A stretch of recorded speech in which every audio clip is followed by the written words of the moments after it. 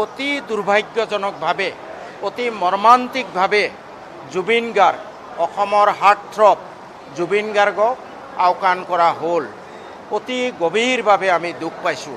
তেখেতৰ বিষয়েও আজি অসমৰ গোটেই মানুহ জুবিন গাৰ্গৰ কাৰণে কেনেকুৱা প্ৰাণবলীয়া এই মানুহৰ আৱেগলৈ লক্ষ্য ৰাখি জুবিন গাৰ্গৰ বিষয়ে কিবা এটা ঘোষণা কৰা হ'লে ভাল পালোঁহেঁতেন। আজি মাননীয় বিত্তমন্ত্ৰী মহোদয়ে যি বাজেট উত্থাপন কৰিলে, এই ক্ষেত্ৰত মই পোনপ্ৰথমে অসমৰ মাননীয় মুখ্যমন্ত্ৰী মাননীয় বিত্তমন্ত্ৰী মহোদয়ক আৰু অসম চৰকাৰক মন্দিয়া সমষ্টিৰ হৈ পুৰণা বাগবৰ সমষ্টিৰ হৈ আন্তৰিক ধন্যবাদ জ্ঞাপন কৰিছোঁ যে স্বাধীনতাৰ পিছত যোৱা ৮০ বছৰত কোনোদিনেই এই ৰজাঘৰত উত্থাপিত নোহোৱা এটা পশ্চাৎপদ অঞ্চল মন্দিয়া সমষ্টিৰ ৰাজধানীস্বৰূপ কলগাছিয়াৰ নাম এইবাৰ বাজেট ভাষণত উত্থাপিত হৈছে। তাৰ কাৰণে আকৌ এবাৰ মই আন্তৰিক ধন্যবাদ জ্ঞাপন কৰিছোঁ। এইবাৰ বাজেট ভাষণত উল্লেখ কৰা মতে কলগাছিয়াত এটি গেছ প্ৰকল্প স্থাপন কৰা হ'ব। গতিকে মই চৰকাৰক মুখ্যমন্ত্ৰী আৰু বিত্তমন্ত্ৰীক আকৌ এবাৰ ধন্যবাদ জ্ঞাপন কৰিছোঁ। দ্বিতীয়তে এইবাৰ নতুন অধ্যক্ষ নিৰ্বাচন হওঁতে তেখেতক আমি দাবী জনাইছিলোঁ, তেখেতো বৰপেটাত এখন বিশ্ববিদ্যালয় হ'ব লাগে, এখন ইঞ্জিনিয়াৰিং কলেজ হ'ব লাগে, তেনেকৈ ব্ৰহ্মপুত্ৰ নদীৰ ওপৰত এখন দলং লাগে বামুণডংৰা আৰু নগৰবেৰা সংযোগী।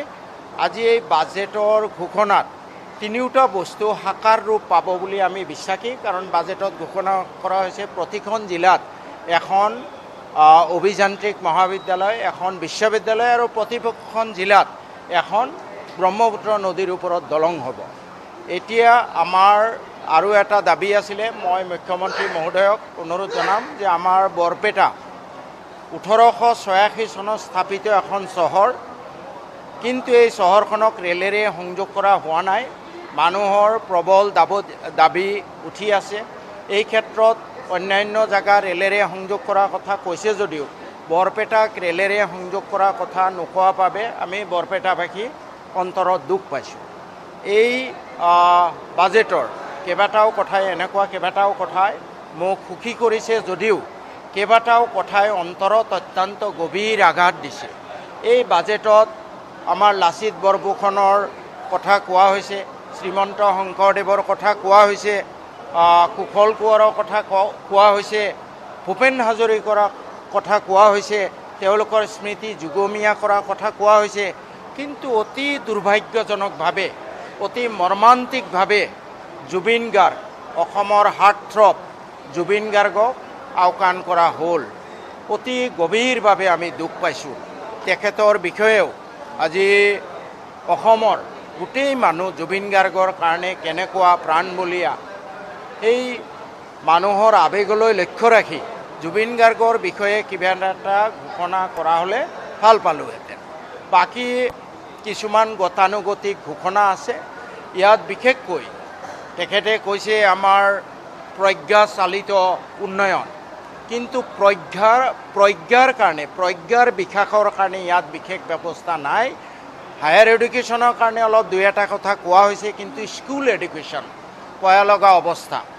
স্কুল এডুকেশ্যনত এটা স্কুলত 5টাকৈ শ্ৰেণীকোঠা থাকিব লাগে, অন্ততঃ 5জনকৈ শিক্ষক থাকিব লাগে, কিন্তু সেই শিক্ষক নিযুক্তিৰ কথা, স্কুল এডুকেশ্যনৰ পৰিকাঠামো উন্নত কৰাৰ কথা এই বাজেটত ঘূণাক্ষৰে উল্লেখ কৰা হোৱা নাই।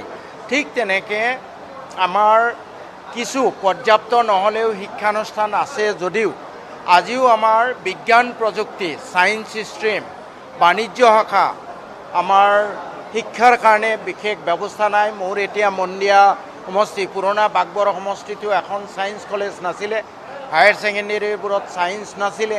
ঠিক তেনেকৈ এতিয়া মন্দিয়া সমষ্টিটো কেইখন কলেজ আছে, মন্দিয়া আঞ্চলিক কলেজ আছে, বাগবৰ মডেল ডিগ্ৰী কলেজ আছে, বিভিন্ন হায়াৰ ছেকেণ্ডেৰী আছে।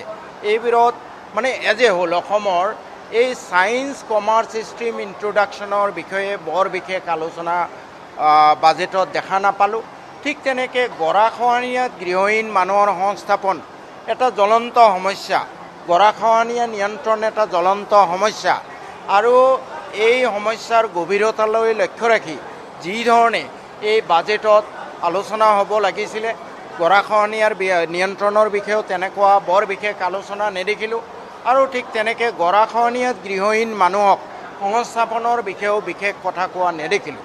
আৰু এটা বিষয় দৃশ্যমান হ'ল, চহৰৰ মাটি জৰীপ কৰিব, কিন্তু তাত সংস্থাপনৰ বা পট্টা দিয়াৰ কথা ক'লে আমাৰ মিচিং বা আহোম বা তেনেকুৱা ধৰণৰ কিছু জনগোষ্ঠীয় লোকক, কিন্তু এই চহৰ চাপৰিবোৰত শতিকা জুৰি বসবাস কৰা মুছলমানসকলক সংস্থাপনৰ কথা কিন্তু উত্থাপন নকৰিলে।